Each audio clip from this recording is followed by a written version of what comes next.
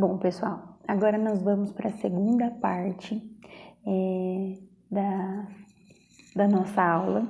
Então, a gente vai continuar falando da psicologia do desenvolvimento infantil, mas agora a gente vai falar um pouquinho dos teóricos da psicanálise. Os teóricos da psicanálise é a praia que eu mais domino, né? Porque é o que eu mais gosto, é com o que eu mais trabalho, é com o que eu mais me identifico. Então, a gente vai falar um pouquinho da teoria da sexualidade de Freud, porque a psicanálise ela é toda pautada na teoria da sexualidade. É importante que a gente deixe de lado essa noção de sexualidade enquanto sexo, enquanto genital, né? A gente vai ver em Freud que a sexualidade é uma maneira de estar no mundo, uma maneira de ser, uma maneira de se construir. Então, Freud ele tem um dos escritos dele, a teoria sobre a sexualidade infantil, e ele vai falar de algumas fases do desenvolvimento. Então, ele vai falar da fase oral, anal, fálica, período de latência e a fase genital. Nós vamos passar por elas de maneira mais ampla, porque se a gente fosse aprofundar, teríamos muita coisa para conversar, e eu entendo que o que nos interessa nessas fases é entender qual que é o funcionamento da criança nesse período. E aí a gente vai conversar um pouquinho sobre transferência e contra-transferência, que é o que eu entendo que é o que mais, que é o nosso gatilho na educação, é a arma que a gente tem a nosso favor, mas também pode ser algo que funcione contra nós, enquanto educadores, né? Então vamos lá. O Freud ele vai falar das zonas erógenas, né? O que são as zonas erógenas? São as zonas pelas quais a gente tem obtenção de prazer. Então, geralmente são zonas que compõem mucosas, que contenham mucosas, né? Então, é a boca, é o ânus, mas pode ser o corpo de maneira geral, são os próprios genitais, né? Então, quando ele fala da fase oral, ele vai fazer uma divisão também, como o Piaget faz, como outros teóricos fazem, entre idades, mas a gente nunca pode ficar muito fechado dentro disso, né? Então, ele vai falar o quê? Nós somos seres libidinais, somos seres pulsionais, temos uma libido, temos uma energia que nos direciona, que nos movimenta, são impulsos internos, são estímulos internos. E quando a gente nasce, a gente simplesmente sente, a gente não conhece que nome tem, qual função tem, como lidar com isso, são simplesmente sensações vindas de dentro. Então nós temos, por exemplo, a fome. A fome é um estímulo interno, é uma pulsão que nos mantém vivos, então a gente vai atrás de comida. Como que o bebezinho vai atrás de comida? Através do choro e do chuchar. Então o bebê, quem é mãe, né, quem conhece, quem tem contato com criança sabe, ninguém ensina o bebê a mamar. Você coloca ele no peito, ele já suga e até que saia algo. Então essa é a primeira relação que o bebê tem com o prazer, com o mundo e com uma noção de corporalidade. Então o Freud vai falar que o ego inicialmente é um ego corporal. Por quê? Porque todo o aparato psíquico ele vai ser construído através de todas as experimentações e sensações que o bebê vai tendo através do corpo. Então o bebê conhece o mundo através do corpo. Ele e o mundo são uma coisa só. Então ele e o seio é uma coisa só. Por que eu estou falando isso de ser uma coisa só? Porque o Freud vai falar que a sexualidade infantil ela é puramente autoerótica. O que é isso? A obtenção de prazer do bebê e da criança, ela é no próprio corpo. Se envolve uma outra pessoa, já é abuso, né? Então o bebê ele vai ter experimentações com o próprio corpinho. Ah, Vanessa, mas o seio é externo. Para o psiquismo do bebê, não. Para o psiquismo do bebê, ele e o seio são uma coisa só. Tanto que ele chora, o seio aparece. Ele chora, o seio aparece, né? Então, mas e o bebê que mama na mamadeira? É a mesma obtenção de prazer, são os mesmos movimentos, é o alimento que vem através daquilo, é o contato com a mãe ou com o cuidador, né? Então, o bebê ele vai funcionar na fase oral mais ou menos até o 2º ano de vida. é quando o bebê começa a experimentar o mundo pela boca, né? Então, o bebê põe tudo na boca. Põe, todos põem, tem que pôr, né? A gente vai orientando e cuidando, mas eles põem mesmo. Por quê? Porque é a mucosa através do qual eles conhecem o mundo, né? É onde eles obtêm prazer. Porque pensa, foi o primeiro, ao sair da barriga, né? Foi o primeiro local onde a criança entra em contato com o mundo. É o primeiro local onde ela sacia um desconforto interno, que é a fome. Então, é o primeiro local onde a criança tem as obtenções de prazer. O que acontece? Quando a criança vai saindo da fase oral e entrando na fase anal, a nova zona erógena de obtenção de prazer é o ânus, né? E por que que é? Porque é juntamente com a fase do desenvolvimento onde a criança começa a ter controle de esfíncter.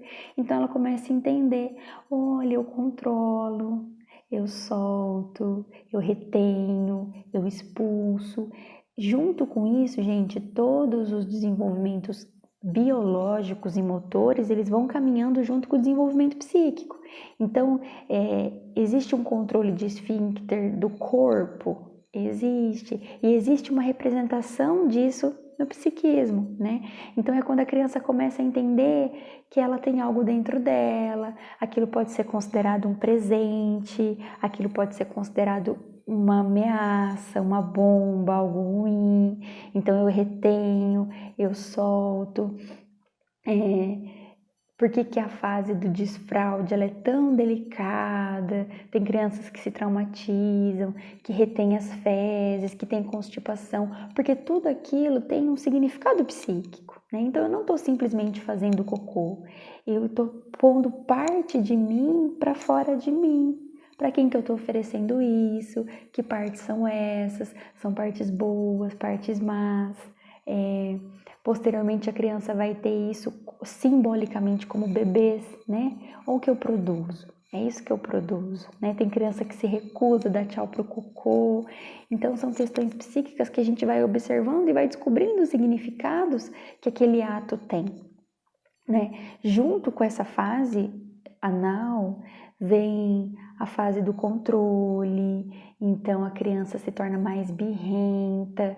Por quê? Porque ela começa a conceber que existe um eu e existe um outro, e nem sempre o outro é da forma como eu quero.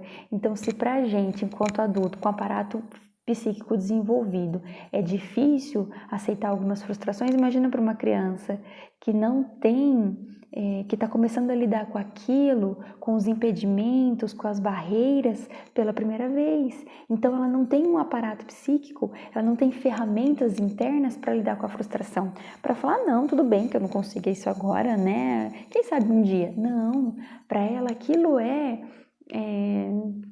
sofrido, né? Então, assim, eu quero porque eu não posso ter, eu quero viver isso nesse momento porque eu não consigo. Então, essas barreiras, a criança ainda não tem maturidade psíquica e biológica, cerebral mesmo, para lidar com essa frustração. Por isso que ela precisa da ajuda do adulto. O adulto é que vai significando o mundo para a criança e contando para a criança como a vida funciona. Então, olha, isso que você está sentindo é raiva, olha, você está brava, olha, você está com medo, você se chateou. Então, a criança começa a entender o que é aquele desconforto interno que ela está sentindo. E o reter e o expelir tem muito a ver com isso. Ela começa a ter uma noção de que ela tem controle sobre o seu funcionamento interno, tanto biológico quanto psíquico, porque não se separa uma coisa da outra, né? Vem junto com a fala. Então a criança, quando ela começa a falar, a fala, e isso o Piaget fala, né, nas operações pré-lógicas que ele fala, a fala começa a ter uma construção simbólica, então as coisas começam a ganhar nome, né? E ela também começa a ter um significado é uma fala mágica, né? Aquilo que eu falo existe. Então a criança começa a ter a palavra também não só como uma comunicação, mas também como algo de uma construção no mundo. Então, por exemplo, o Winnicott fala num texto dele, o Winnicott não, a Berasturi. A Birasturi fala num texto dela, num livro dela, da criança e os seus jogos. Quando a criança está brincando com a boneca, né, e ela fala bebê, aquilo é real, ela tem um bebê. Quando ela fala mamãe, ela tem a mamãe para ela, né? Então a criança, a fala, ela tem esse significado, esse poder. Por isso que tem coisas que as crianças não querem dizer, porque dizer significa criar, significa que aquilo é real. E é engraçado, né? Eu lembro quando eu fui me casar e eu conheci meu marido e ele falava assim: eu demorei para falar que eu gostava de você, porque se eu dissesse aquilo era real, então eu ia ter que lidar com aquilo, então eu não podia dizer, né? E depois que eu disse, como eu disse, agora eu tenho que lidar com isso. É mais ou menos o que a criança vive, a fantasia de que a fala dela é criadora, quando ela se esconde e esconde e tá tudo aparecendo, mas os olhinhos não estão vendo, que os olhos não veem, o coração não sente, ela tem essa concepção de que ela realmente está escondida, né? Então, naturalmente, ela vai passando de uma fase para outra. É claro que tem crianças que elas enroscam mais numa fase, demoram para sair, tem fases que são mais prazerosas e as crianças ficam mais fixadas nela, né? Mas depois da fase anal, a gente vai para a fase fálica. A fase fálica, ela tem um significado muito importante na educação, por quê? Porque é quando começam as investigações, né? Então a criança começa a conceber que existe diferenças anatômicas entre meninos e meninas, de onde eu venho, como que eu nasci, quem sou eu, às vezes até perguntas mais filosóficas sobre Deus, né? Filosóficas no sentido menos amplo e complexo, é diferente da adolescência, quando eles têm a capacidade de abstração, né? É uma coisa mais concreta, é um pensamento bem concreto. Então a criança começa, é a fase dos porquês. Por quê que a gente falta enlouquecer, né? Que é por volta dos 4 anos. Então a criança começa a ter essas investigações, vem a fase masturbatória que vem junto, das meninas friccionarem as perninhas, dos meninos pegarem nos órgãos genitais, né? De correr pelado e querer se mostrar pelado para todo mundo, de tirar roupa na escola. Por quê? Porque eles estão conhecendo qual que é a função daquele órgão, eles descobriram que aquele órgão produz uma sensação de prazer, mas não é algo genital, é algo fálico, e por ser fálico, por ser falo, ele está muito mais voltado a um representativo psíquico, né? Que função tem a mulher, que função tem o homem, menino, menina, diferença anatômica, o pinto, a vagina, mas num sentido simbólico. É diferente da fase genital, onde aquilo tem uma função reprodutora, uma função de obtenção de prazer através da relação com outra pessoa, né? Lembrando que a sexualidade infantil é sempre autoerótica, é sempre eu comigo mesmo, eu me ofertando prazer. Então começam as investigações.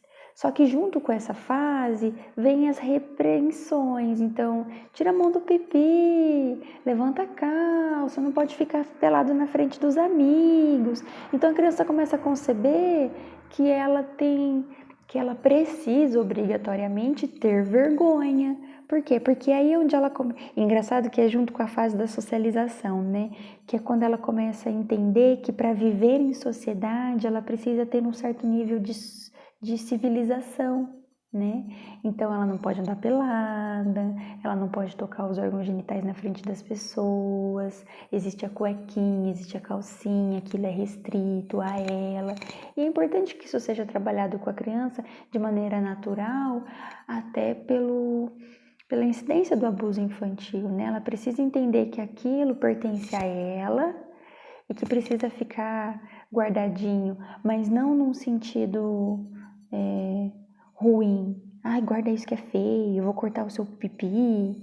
Não nesse sentido, porque isso também é traumático para a criança, né?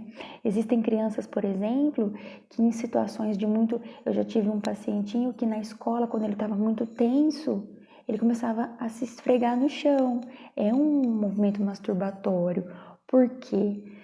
Pela tensão que ele estava vivendo. Então, ele ainda não tinha aparato psíquico, ferramenta psíquica para lidar com as tensões daquele ambiente escolar, e a única forma de prazer, de obtenção de prazer, de se acalmar, porque a calma, né, o prazer acalma, era através dos movimentos masturbatórios. Então aquilo fazia com que ele se acalmasse. Só que a gente precisava encontrar uma outra forma de contar para ele que ele podia encontrar um outro jeito de lidar com as tensões, tanto as internas quanto as externas, né? Que o masturbatório fica restrito a um momento dele sozinho, né? Porque naturalmente ele vai perdendo interesse por isso, porque ele vai descobrindo outras formas de lidar com os problemas. Então, precisa ir sendo orientado e precisa ir criando esses diques, que são os diques do asco, quando o menino fala, eca, menina, eca, menino. O dique da vergonha, então ninguém pode me ver, né? Mas é mais num sentido protetivo, para poder conviver em sociedade. Por quê? Porque a criança vai direcionar essa curiosidade voltada ao falo para uma investigação, ela vai sublimar, ela vai transformar essa pulsão numa pulsão de saber, de conhecer. É por isso que entra na escola por volta dos 6 ou 7 anos, é por isso que aí a criança está mais apta a aprender. Então, assim, como que foi o desenvolvimento dela até aqui? Como que ela se desenvolveu até aqui, né? Ela pôde percorrer essas fases de uma maneira saudável, onde ela pudesse ir abandonando uma, entrando em outra, e pudesse ir saciando a sua fome, né? E saciando os seus desejos, os seus prazeres, para que ela pudesse se direcionar para o aprendizado. Por quê? Porque a pulsão de saber, aprender, nada mais é do que uma pulsão de saber. Eu quero saber como funciona, né? E é isso que vai fazer com que eu goste de aprender, com que eu consiga sentar numa sala de aula e me interessar pelo conteúdo que tem lá na frente. Primeiro, porque eu começo a entender como funcionam, como são as relações sociais, eu quero fazer parte disso, né? Porque agora o pai, a mãe e a família vai tendo um papel mais secundário. A criança quer entender como funciona e quer fazer parte. Né? Mas para isso ela precisa ter vivo dentro dela e saudável dentro dela o desejo de conhecer, e o conhecer começa lá atrás, quando ela quer conhecer os objetos através da boca, quando ela quer conhecer o próprio cocô e o próprio xixi, quando ela quer conhecer como é que é a diferença entre os meninos e as meninas. E aí tem muitos livrinhos para isso, né? Às vezes os próprios irmãozinhos.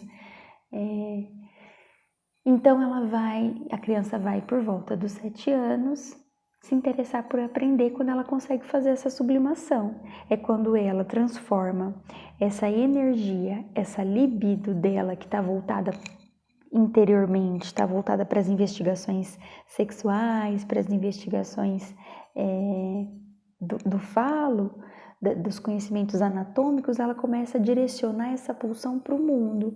Então, assim, tá bom, eu não vou me relacionar sexualmente agora, nem com a mamãe, nem com o papai, nem com ninguém, então eu vou direcionar essa minha energia para uma outra coisa. E isso vai para a vida adulta, né? Quando a gente, por exemplo, está muito envolvido com o trabalho, ou com um projeto, ou com um sonho, ou com um desejo, a gente às vezes se afasta um pouquinho das vivências mais sexualizadas, né? O desejo diminui, porque o desejo às vezes está muito voltado para um outro objetivo. Então a criança volta o desejo dela para outro objetivo, que é a socialização e o aprendizado. Então ela começa a ficar curiosa por aprender como funciona. E é aí onde o professor tem que ter o clique de perceber se essa criança tem isso vivo dentro dela. Tem um livro, chama Freud e a Educação. Ele é magnífico, fantástico. Mas eu vou depois passar certinho para vocês todas as referências que eu utilizei, né, para preparar essa aula para vocês. E tem esse livro Freud e a Educação. E ele fala sobre todo esse desenvolvimento de maneira muito mais aprofundada, né? É que aqui eu ficaria semanas falando disso para vocês. Mas ele vai falar de duas coisas que acontecem, que é a transferência contra transferência. A transferência contra transferência são dois processos psíquicos que acontecem com todos, na vida de todos, a todo momento, desde que a gente se entende por gente. Que nada mais é do que todas aquelas construções psíquicas que a gente tem das nossas relações iniciais, sendo investidas nas relações posteriores que a gente vai tendo com os outros objetos, né? Então, com os professores, com os avós, com os tios, com os amigos, com as figuras de autoridade, por aí vai. O que acontece na transferência?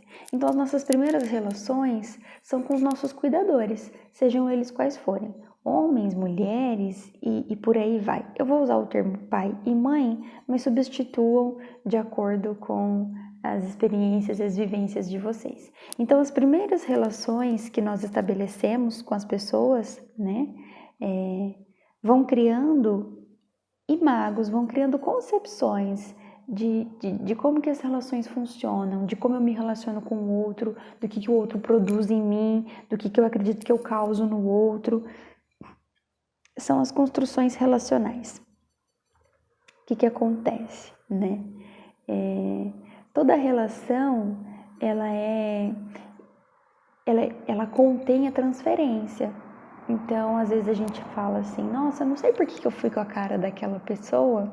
Às vezes, inconscientemente, aquela pessoa faz com que a gente acesse partes de representações psíquicas que a gente já tenha conhecido, como uma relação com a nossa mãe, uma relação com o nosso pai, uma relação com o irmão.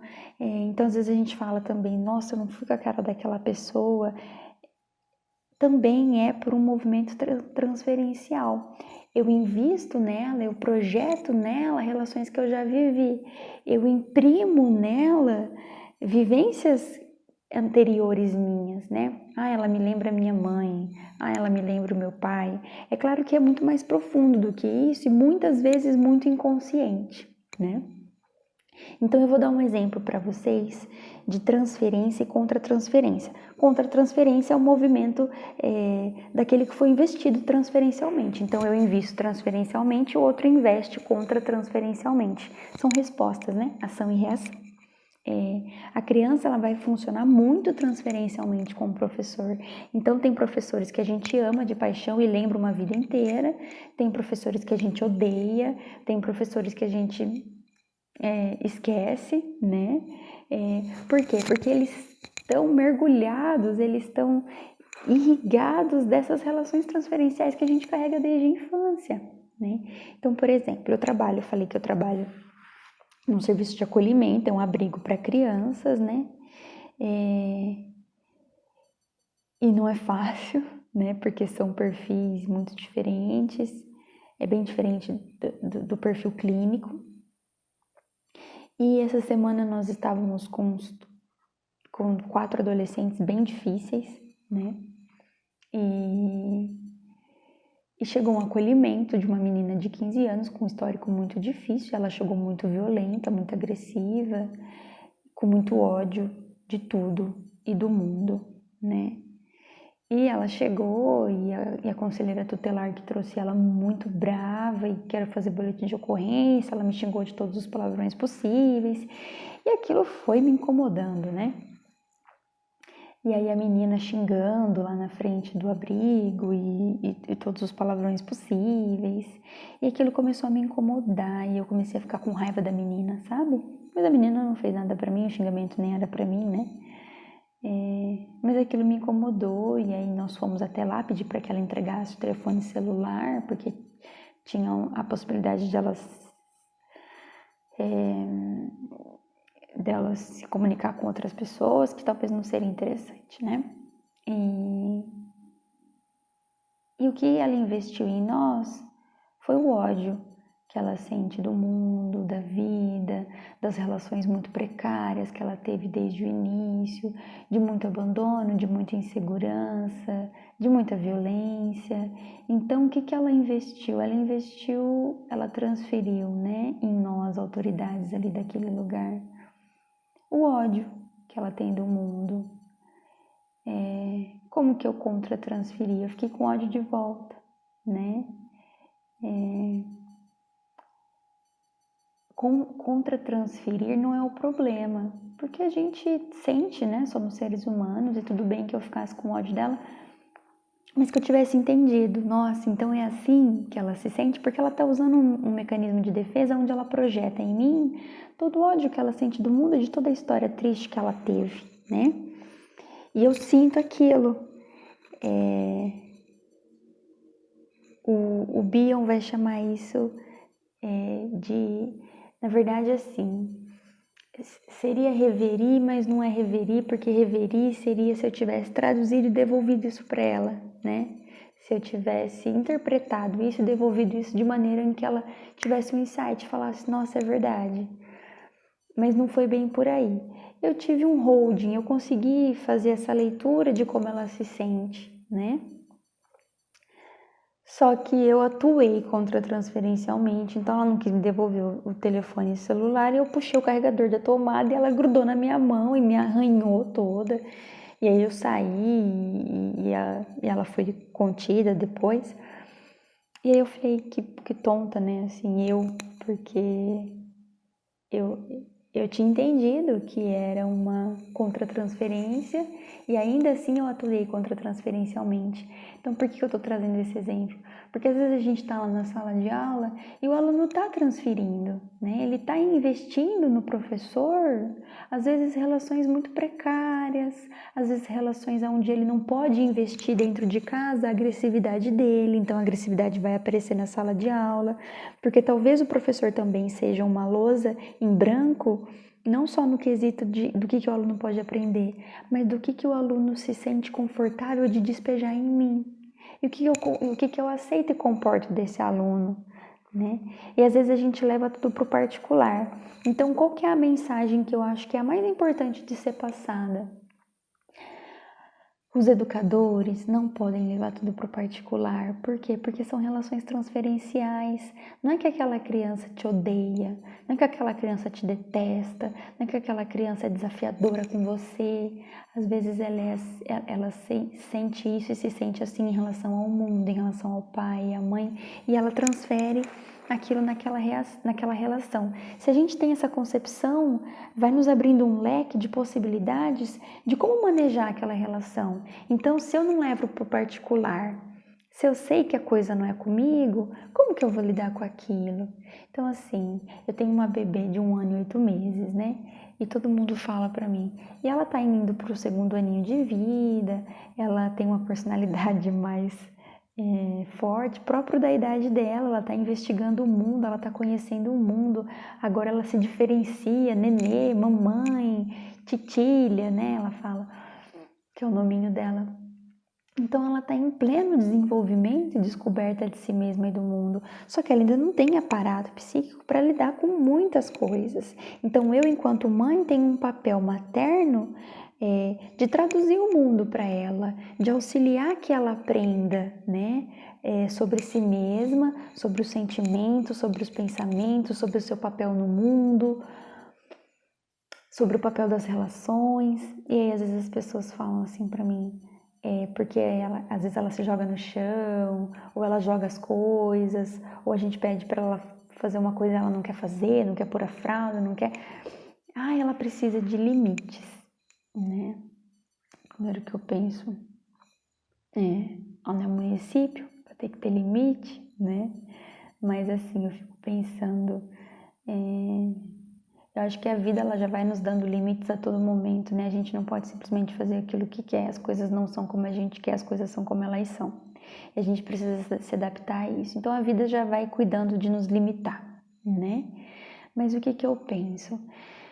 Ela eu não posso levar aquilo num particular e falar assim, ela está me desafiando, até porque eu seria o sol, né, o centro do mundo, tudo que ela faz em relação a mim, ó, como sou poderosa, né? Não, ela está fazendo ela própria experimentações de até onde ela pode ir, do quanto eu gosto dela, do quanto eu suporto a agressividade dela, do quanto ela pode me machucar ou não, do quanto ela pode me preservar do próprio ódio dela, do quanto ela pode se preservar, do quanto ela pode manifestar aquilo que ela sente, Como que eu acolho os sentimentos dela, né? Então ela não está fazendo as coisas em relação a mim, ela está fazendo as coisas em relação a ela própria. E aí eu vou contando isso para ela, né? Vou contando como a vida funciona, como o mundo funciona, como ela funciona. Então às vezes os alunos eles precisam disso.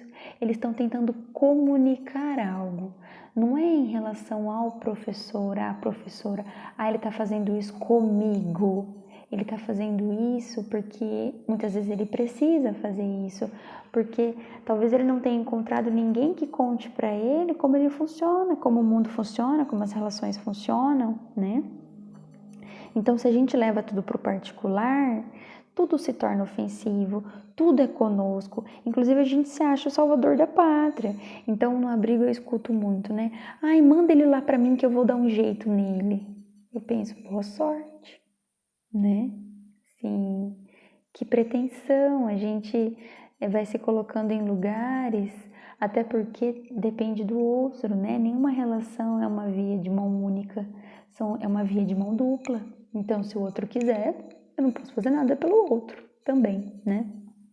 Então, o que eu entendo que a gente precisa começar a desenvolver a capacidade de traduzir para o outro o que ele está vivendo sem levar tudo para o particular. Então, assim, então isso que você está sentindo é raiva, né? Do que será que você está com raiva? Ou do que será que você está com medo? Agora, se tudo que o outro faz é para me atingir, primeiro que o outro deixa de existir, né? Assim, só existe eu, é comigo, é pra mim. E às vezes é, mas na maioria das vezes não é. Na maioria das vezes a criança, principalmente as crianças, elas estão encontrando meios de se manifestar no mundo. Então eu tô lendo agora Privação e Delinquência, muito pelo meu trabalho no abrigo, né? E eu tô na parte que fala da agressividade, né? Das raízes da agressividade. E tem uma parte assim que eu acho sensacional, que fala que às vezes tem crianças que elas são exaustivas com os pais, elas são exaustivas nas brincadeiras, elas são exaustivas no palavreado. Então o que eu chamo de exaustivo? Às vezes criança que fica brincando de lutinha o tempo todo, criança que fica brincando de arminha o tempo todo, de tiro o tempo todo, e bate daqui, guerra dali, tiro daqui, tiro de lá. Nem sempre a gente olha essa criança como uma criança que está tentando manifestar a sua agressividade, mas muitas vezes ela está, né? Então, às vezes esse é o único jeito que a criança tem de manifestar o seu lado agressivo, porque talvez ela não consiga conceber que os pais suportem. Então elas manifestam assim, lutinha, e briguinha, e tiro, e guerra, e agora a gente tá numa batalha, agora a gente tá vivendo isso, e às vezes chega no fim do dia os pais estão exaustos pelo mesmo tipo de brincadeira, pelo mesmo tipo de piu-piu-piu e pei-pei-pei pra lá, pei-pei-pei pra cá, né? Porque é a forma que a criança tem de vivenciar a sua agressividade. E o sintoma é que exaure os pais, né? Então é uma criança tranquila, só brinca, não é agressivo, mas é um sinal de que ele está manifestando a agressividade dele. E, gente, todos nós temos agressividade.